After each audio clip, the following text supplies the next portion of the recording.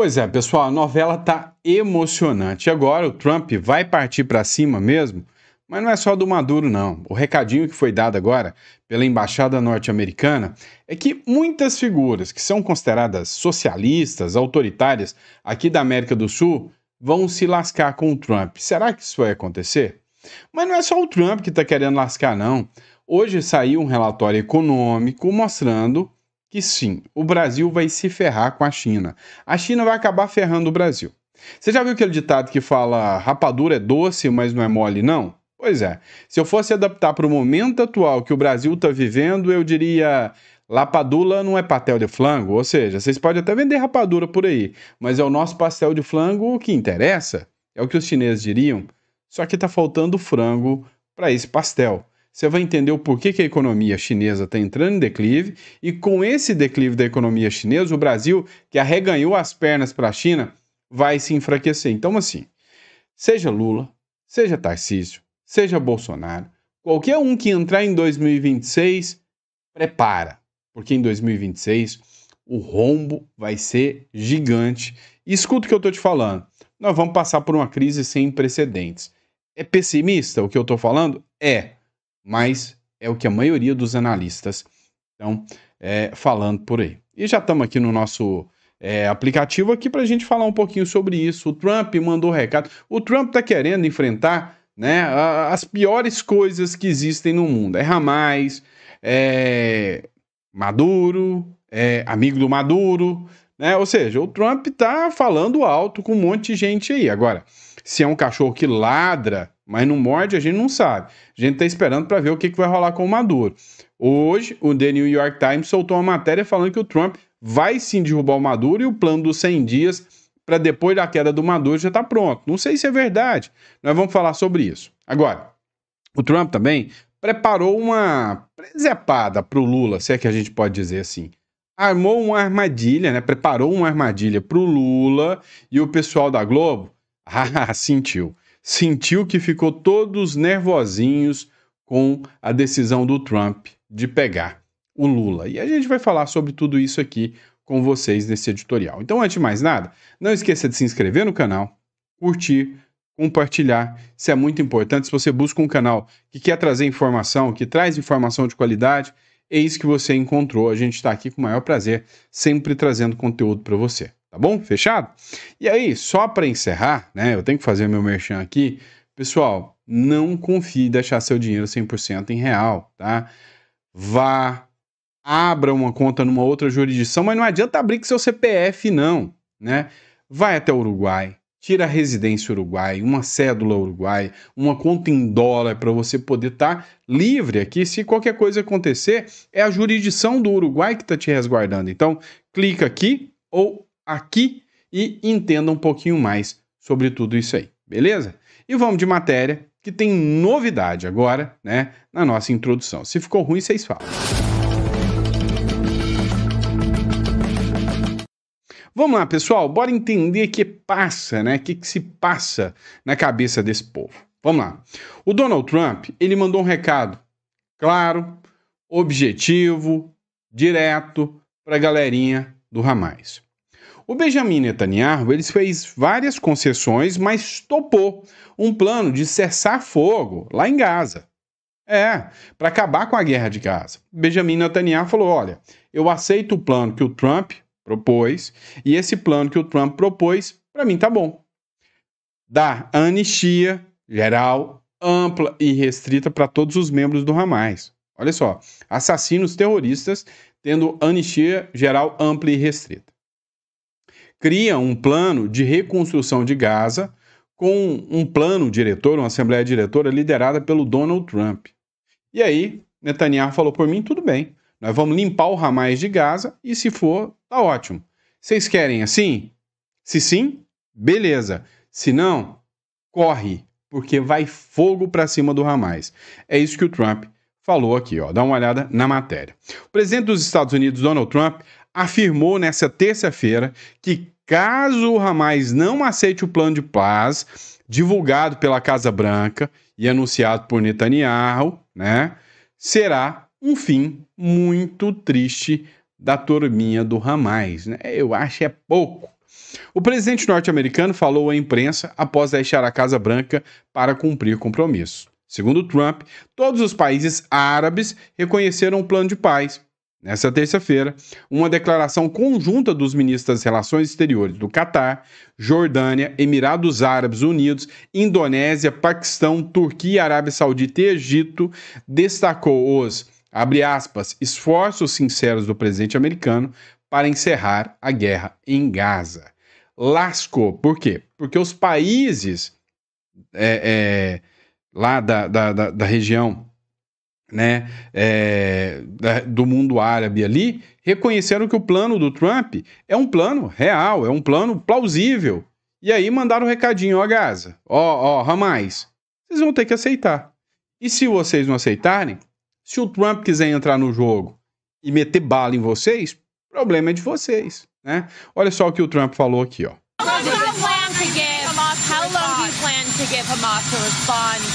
Quanto tempo você tem plano para esperar o Hamas responder? A proposta que fez sobre o cessar-fogo. Aí o Trump respondeu, bem, vamos dar uns 3 ou 4 dias. E vamos ver como é. Todos os países árabes assinaram. Os países muçulmanos, todos assinaram. Israel já aceitou. Estamos apenas esperando o Hamas. E o Hamas vai fazer isso ou não? E se não for, vai ser um final muito triste para o Hamas. Meu irmãozinho, o que dá a entender, o Trump já meio que perdeu a paciência com essa turma, né? A Embaixada dos Estados Unidos no Brasil, né? Não que isso tenha nada a ver com o Brasil, tá? Mas a Embaixada dos Estados Unidos no Brasil mandou um recadinho, tá? Ou seja, parece que os Estados Unidos estão a fim de comprar briga com um monte de gente. O governo Trump irá enfraquecer, desmantelar e, abre aspas, eliminar as organizações terroristas estrangeiras. Vamos libertar o hemisfério ocidental do domínio dos narcoterroristas. Ora, vocês já estão vendo esse tipo de recado ali para o Maduro o tempo todo. O que mudou aqui na regra do jogo? Esse recadinho foi para Brasil, né? Foi a embaixada brasileira que postou isso aqui. Isso porque paira agora no Congresso Nacional um projeto que trata o PCC e o Comando Vermelho como grupos terroristas. E a partir do momento que se tornam grupos terroristas, o Donald Trump tem carta branca para chegar e, né, tocar o terror em cima desses caras. Pois é, a gente está esperando para ver o que vai rolar, né? Se o Trump vai fazer ou não. A ameaça foi feita. O Editorial Central fez uma publicação aqui com o comentarista político aqui, Samuel Fernandes, e falou sobre o recadinho que o Trump já tinha dado, inclusive, para o Maduro, através do The New York Times. E eu recomendo vocês, para quem não conhece, acompanha lá o Editorial Central, aqui no YouTube, canal muito bom, tá, pessoal? Pessoal, notícia em primeira mão aqui para vocês de um assunto que eu tenho certeza que tá todo mundo doido aí para ver o desfecho disso. Pessoal, acabou de sair no jornal The New York Times. Olha só essa matéria aqui, preste bastante atenção. Governo dos Estados Unidos decidiu derrubar o regime de Maduro e já planeja as 100 primeiras horas pós-queda, diz The New York Times. Pessoal, o secretário de Estado Marco Rubio ele foi muito claro com todo mundo quando ele disse não é se vai derrubar o regime do Maduro, mas sim quando vai derrubar. Pessoal, e a gente sabe que existe todo um estudo, toda uma articulação por trás e com os próprios apoiadores do Maduro, que é a questão aí da Rússia, da China, do Irã, até mesmo de Cuba, para evitar que esses países apoiadores mandem reforços militares e criem uma guerra sem precedentes. E a gente entende que nas primeiras 100 horas após a queda do Maduro, o que os Estados Unidos devem fazer é legitimar o governo de Maria Corina Machado, que foi a verdadeira vencedora aí das eleições que teve na Venezuela, para garantir ali a soberania e colocar ali as tropas armadas dos Estados Unidos o tempo que for necessário para impedir que aconteça aí atentados contra a verdadeira soberania da Venezuela. E você, o que você pensa aí desse assunto? Deixe aí nos comentários que é muito importante para a gente saber o que você pensa. É isso aí, pessoal. Tamo junto. Isso aí, pessoal. Ó, recomendo demais o canal Editorial Central com o Samuel Fernandes, tá? E aí, é como ele disse, o recado já foi dado, né? Vem o governo norte-americano, fala que vai derrubar o narco-estado da Venezuela. O The New York Times anuncia isso e a embaixada brasileira é que faz uma publicação dizendo que todos os narcoterroristas inimigos dos Estados Unidos vão cair. A embaixada brasileira publicando. É estranho, no mínimo, não é? E aí vem o Trump preparando aquele presentinho de grego pro Lula. Pois é. Olha só essa matéria que acabou de ser publicada agora pelo Sóstenes Cavalcante. Urgente, urgente. Os Estados Unidos devem exigir que o Lula vá até a Casa Branca e que tudo seja transmitido ao vivo.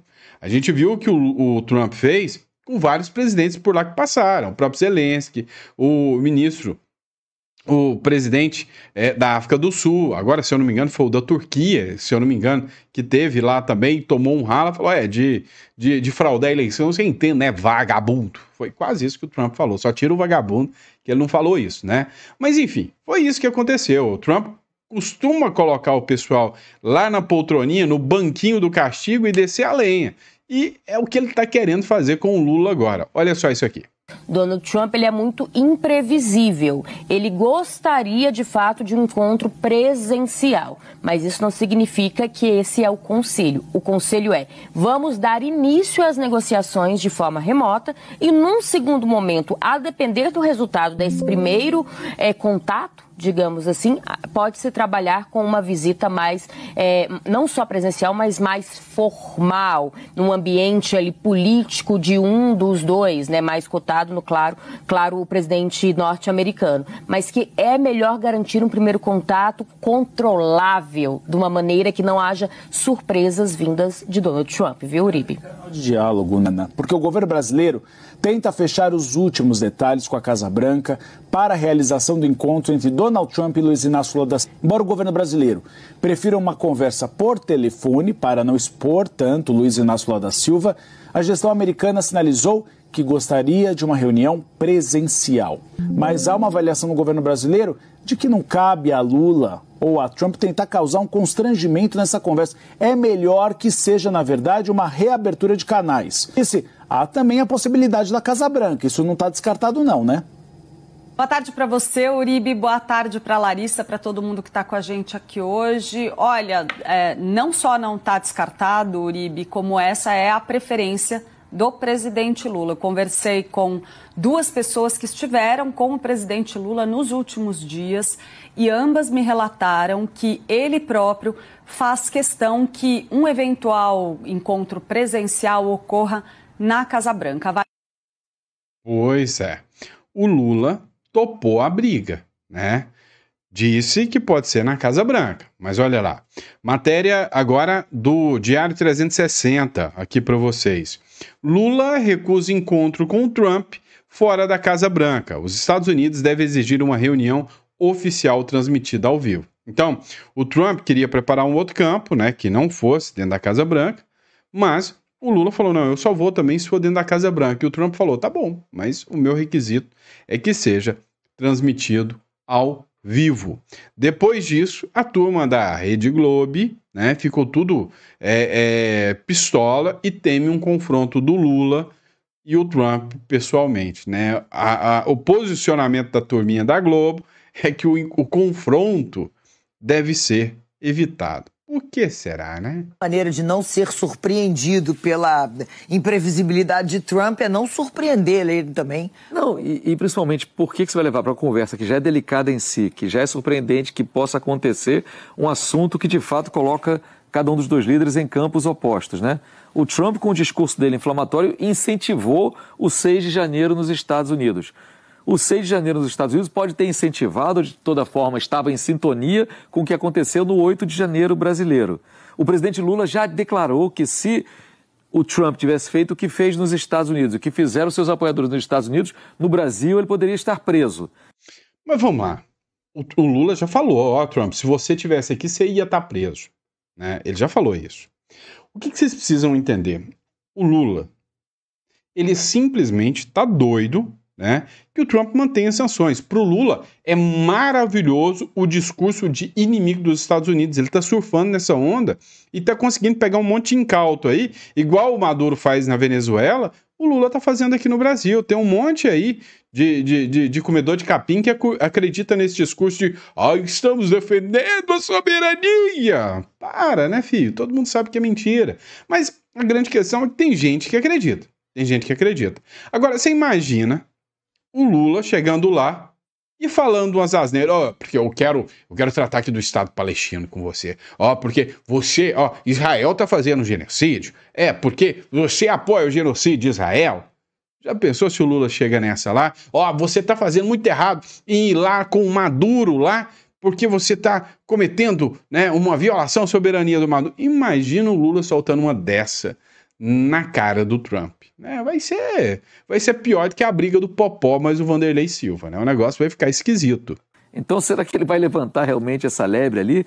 A sinalização do vice-presidente Alckmin participar dessa conversa de alguma forma, de sua elaboração ou da sua realização, me parece que ela vai mais na direção que o Brasil deveria aproveitar, que é deixar de lado tudo que for discussão política e centrar em discussão de comércio. É isso que nos interessa nesse momento, porque, o Merval bem disse, o Trump já deu seguidas mostras de um profundo desprezo com tudo que diz respeito à democracia, aos seus tratos, à construção de consenso. Ele não gosta disso, ele não gosta nem de fazer passar as medidas dele pelo Congresso americano, quanto mais discutir com líderes de países estrangeiros sobre questões ou internas dele, ou um jeito que ele tem de encarar a política. Não gosta.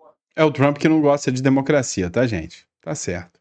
Gosta de eleição, não gosta de reconhecer o resultado de eleição, principalmente quando ele perde. Enfim, eu acho que não gosta de perder, mesmo quando perde vai dar um jeito de dizer que ganhou. Então, eu acho arriscadíssimo se o governo do Brasil entrar nessa seara, que pode ter até algum holofote internacional. Lula sai em defesa da democracia, em conversa com o Trump, mas em termos de resultados práticos para o Brasil, para ele, não dá. Dá manchete, mas não dá resultado. Mas eu concordo com o pessoal da Globo. O Lula o Trump é um babaca mesmo, lembra? O Trump odeia a democracia. O Trump foi lá no evento lá da China, vendo as armas nucleares da China lá, cheinho de ditador. Você viu o Trump lá? Eu vi. Você viu, né? Você viu também o Trump lá na Rússia, lá num lugar cheio de ditadores da África do Sul, lá posando na foto com todo mundo. É o ditador do Trump que odeia a democracia. Não era o Trump, não. Era outro. A gente não quer, né, Malu? É um momento Zelensky, né? É isso que estão tentando evitar, né, Leilani? Eu acho que... Pois é. Estão tentando evitar o momento Zelensky, né? Onde o Trump vai chegar e falar umas poucas e boas na cara do Lula. Será que isso vai acontecer? A gente tá ansioso para acompanhar isso, né? A gente tá ansioso para acompanhar este caso. Mas vamos agora, no próximo bloco. E se rolar uma treta Lula e Brasil, como é que tá aqui as nossas forças armadas? Como é que estão os pincéis, né? Vamos falar sobre isso? Vem comigo. Vamos lá, pessoal, bora entender isso aqui, ó. O ministro de Lula joga tudo no ventilador. O ministro da Defesa é o Múcio, tá? Já era, não sei nem como que ele não caiu até agora, depois de tantas coisas que ele já falou sobre o governo Lula, ó. Não temos dinheiro nem para combustível nas Forças Armadas. Ó, coitado, né? Eu vim pedir uma ajuda, mas vim fazer uma gravíssima alerta. Hoje, é muito grave eu dizer aos senhores, mas nós somos o maior país da América Latina, temos 52% do PIB da América Latina, mas as nossas Forças Armadas, não sei nem se estão entre as 3 primeiras. Nós temos bastante equipamento, mas nós não temos dinheiro para combustível. Nós temos bastante equipamento comprado, existe financiamento para comprar novos, mas nós não temos dinheiro para comprar peças. Falta combustível, falta peça, falta munição. Nós temos 30 dias de munição. 30 dias espanta o inimigo, mas se ele voltar outra vez, nós não temos nada o que fazer. Gente, vocês têm noção do que é um ministro de defesa? Presta atenção. Um ministro da defesa falando para os inimigos ouvirem que nós temos 30 dias de munição. Qualquer inimigo que tentar invadiu o Brasil, nós temos munição para espantar o cara, mas se o cara voltar depois, nós estamos ferrados. Vocês entenderam o país que você está vivendo? Você entendeu? E o pior, nós estamos num país que eles estão vendendo, né, o Brasil vendendo a alma para a China. Está circulando uma fake news aí, é fake news. É feito por IA, tá? Um IA do Lula beijando a mão do Xi Jinping. O vídeo é fake, a imagem é feita por IA, mas o contexto não tem como ser mais fidedigno do que esse. Vamos ser sinceros, né? O Brasil está lambendo a China. E a China está começando a entrar em declive, meu amigo. E aí nós vamos nos lascar. Eu queria que vocês olhassem aqui, né? Essa publicação aqui do Conexão Política, uma analista econômica aqui falando sobre a promíscua relação Brasil-China e o quanto a própria China pode ferrar o Brasil. Escute, Amir. Que o Brasil está, na minha opinião, o Brasil está caindo numa armadilha comercial com a China. A China é nosso maior parceiro comercial, mas os nossos superávites com a China, em percentual relativo, estão caindo. Por quê? Porque justamente porque o Lula optou por desenvolver essa relação de simbiose com a China, a gente não consegue também se defender da quantidade de produto barato de chinês que está sendo jogado aqui. Se você andar pela Europa e andar pelos Estados Unidos, você não vai ver a quantidade de carro chinês que você vê no Brasil. A quantidade de produto chinês que vem no Brasil. Por quê? Porque esses países ergueram barreiras para se proteger da China, que faz dumping. Então, o produtor chinês pode vender com prejuízo, dependendo do setor, o governo vai lá e subsidia. Então, nós temos uma balança comercial superavitária, mas ela não dá nem para o cheiro. Da onde que vem o dinheiro? Vem de investimento direto. Estados Unidos é o primeiro, a Holanda, os países europeus vêm ali segundo, terceiro, quarto, e a China, agora, dependendo da métrica, vai ficar entre quinto e nono lugar. A China investe muito pouco no Brasil. E aí você precisa desse capital para fechar as contas. Se você começa a ter ruído com o seu maior investidor, e você começa a ter aplicação de lei Magnitsky, de OFAC, o americano não está nem aí qual é a opinião do judiciário brasileiro. Ele vai começar a evitar colocar o dinheiro dele em lugares onde pode ser que ele não consiga tirar depois. A gente pode começar a ver um problema de investimento direto no Brasil. E se isso acontecer, a gente vai ter que equilibrar a nossa balança de outra maneira. Se a gente continuar fazendo déficit de transação corrente e faltar investimento direto, a gente vai precisar do que eu chamo de capital motel, que é o investimento em carteira, que é aquele dinheiro que vem só para usufruir juro e vai embora rapidinho. Então o que você tem que fazer? Você tem que subir juro para atrair dinheiro. Se a gente olhar a Turquia é um caso clássico, né? A lira turca em 2016, você comprava $1 com 2 liras e 60. O real, na época, estava próximo ali, entre 2 e 3. Hoje você precisa de 40 liras para comprar $1. Essas coisas podem acontecer. Hoje ainda há um fluxo de investimento muito grande para o Brasil, mas isso pode ser mudado do dia para a noite. Aconteceu na China, a China precisou queimar reserva. O Brasil tem 300 bilhões de reserva, dá 3% do PIB, menos que isso. Vocês entenderam o que ele falou aqui? Ele falou o seguinte, olha, o país, ele precisa trazer investimento estrangeiro. A China não faz esse papel de trazer investidores para o Brasil. Americanos investem no Brasil, os chineses não. É o que ele acabou de falar. O segundo ponto é que o americano está pouco se lixando com a opinião do STF, com o Jair Bolsonaro, com você ou comigo. Ele só quer saber, vai dar lucro? Opa, tá pagando um juro melhor do que aqui nos Estados Unidos, então eu vou pôr o dinheiro ali no Brasil. Porém, e se eu pôr o dinheiro, querendo um lucro maior, e eu me lascar, através do próprio governo americano, que seja o caso com a lei Magnitsky? Por exemplo, vem cá, você tem coragem de investir o seu dinheiro lá na Venezuela, na moeda venezuelana, no Bolívar? Não tem. Você vai se lascar, que você sabe disso. Veja o caso da Turquia. Valia 2. Hoje, você precisa de 40 bolívar, 40, acho que é francos turcos, para poder comprar $1. Ou seja, o dinheiro do turco acabou. Você vai deixar o seu dinheiro guardado em real? É o que pode acontecer em qualquer momento, foi o que ele acabou de falar. Agora, a qualquer momento, o dinheiro pode, E aí, o que está acontecendo? Tem alguém preocupado com o Brasil? Só me pergunta, além do povo brasileiro, de mim, de você, que é o imbecil que paga todos os impostos para bancar tudo isso aqui, né? Apesar de eu não morar mais no Brasil, apesar de não ser mais residente fiscal no Brasil, né? Eu ainda tenho minhas empresas aí no Brasil que acabam tendo que pagar imposto, né? E aí, a grande questão é, quem banca a gente somos nós. Aí a grande questão que fica é, você acha que tem alguém preocupado com o Brasil? Não tem. Enquanto isso, eles estão preocupados em se blindar. Olha essa beleza, né? Gilmar Mendes defende lei anti-embargo para proteger autoridades e instituições brasileiras contra sanções. Ele está dando um sinal que o STF, que o Congresso vai tentar bater peito contra os Estados Unidos e falar, vocês não dão conta de pôr Magnitsky em mim, né? O ministro do STF afirmou que a legislação serviria para casos como a da Lei Magnitsky e que regras da Europa são inspiração para eles.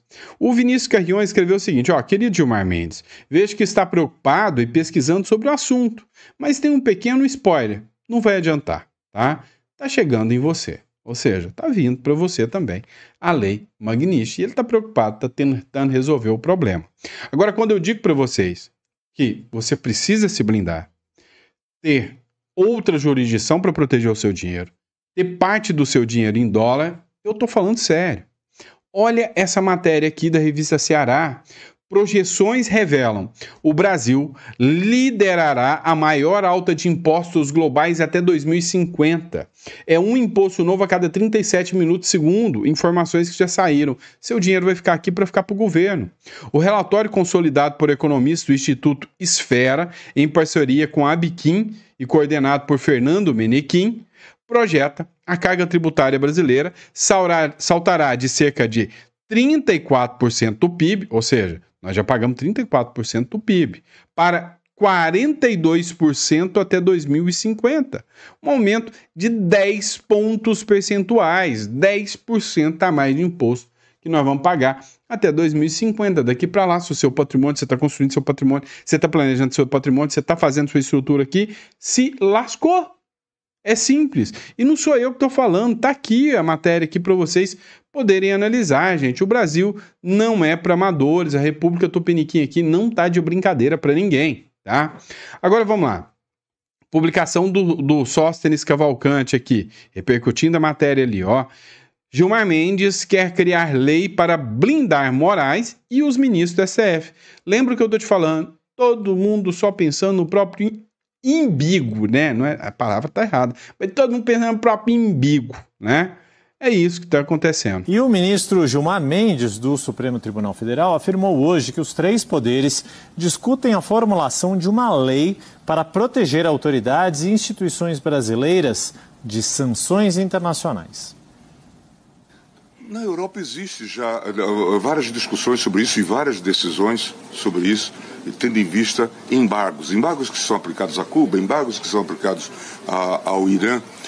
E como recentemente houve essa aplicação, não só a cassação de vistos de autoridades brasileiras, o episódio do ministro da Saúde, mas também a aplicação da Magnitsky a um dos nossos colegas, e esse é um fenômeno que também está ocorrendo com autoridades europeias, nós estamos nos debruçando sobre um debate de lei anti-embargos para proteger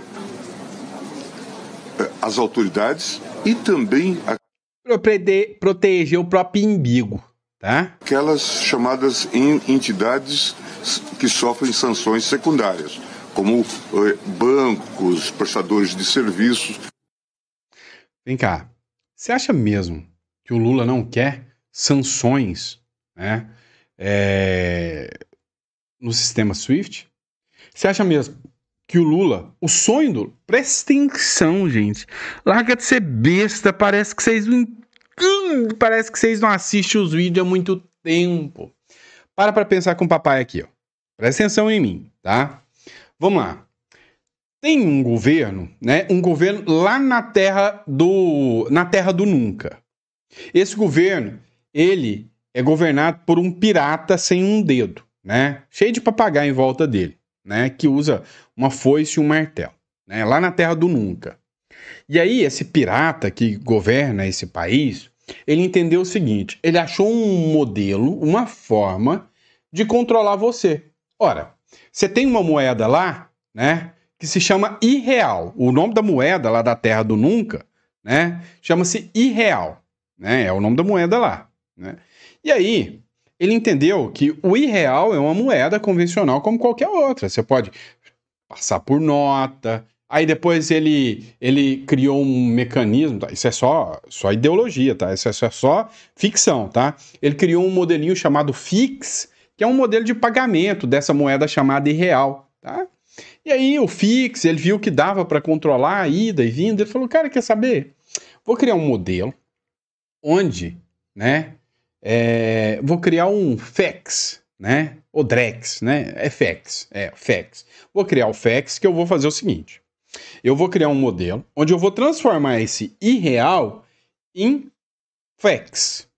Então, enquanto o irreal é irreal, eu posso transformar ele em FEX a qualquer momento, e a hora que eu transformar em FEX, quem vai controlar é o governo do pirata. Tá?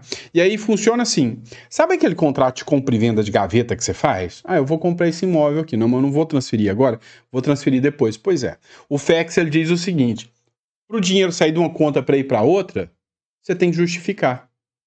Então, você faz a projeção de venda, só depois da escritura feita o dinheiro é liberado. Beleza. E aí o contrato de gaveta serve para nada, né?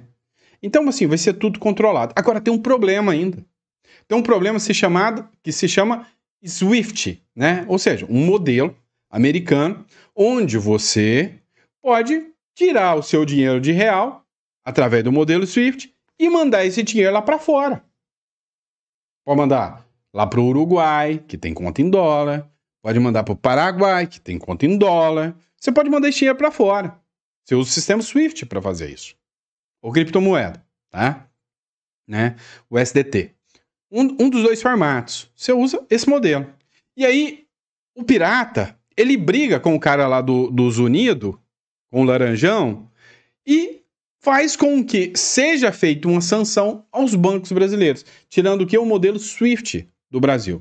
E aí, a única forma que você vai ter para negociar agora é só pelo sistema FEX, né? Você entendeu a regra do jogo? Ou seja, é lindo pro Drex, agora vamos falar o nome certo, é lindo pro Drex que o sistema SWIFT não esteja funcionando aqui, então eles vão avançar para cima do Drex, sim. Já falei demais, né? Mas eu vou falar mais uma matéria, vocês importam não, né? Vamos para cima. Vamos lá, pessoal, dá uma olhada nisso aqui, né? Isso aqui vale a pena a gente falar sobre isso aqui. O José Medeiros é um deputado brasileiro e ele está no Parlamento Europeu denunciando a atuação do judiciário aqui no Brasil contra o Jair Bolsonaro. E ele postou nas suas redes sociais. O que ele vai ganhar com isso? Um processo da PGR, bem provável, né? Mas ele esteve lá, ele fez a publicação, precisa de muita coragem para fazer isso, e aí o José Medeiros postou um trecho do vídeo aqui, onde ele está lá, né? Explicando, né, a perseguição e o básico que eu explico para vocês, a incompetência do STF para julgar o Bolsonaro. Assim, também está explicando que o Moraes é vítima, que o Moraes é acusador e é o juiz do caso também. Dá uma olhada. Desde 2019.